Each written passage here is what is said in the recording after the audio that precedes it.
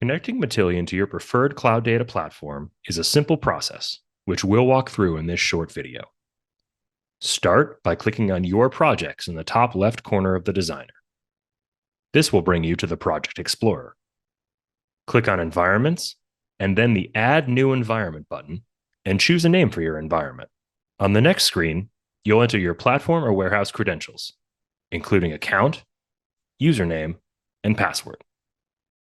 As you can see, we'll be connecting to Snowflake for this example. Next, you can select your environment defaults, including role, warehouse, database, and schema. Click Finish, and you're done.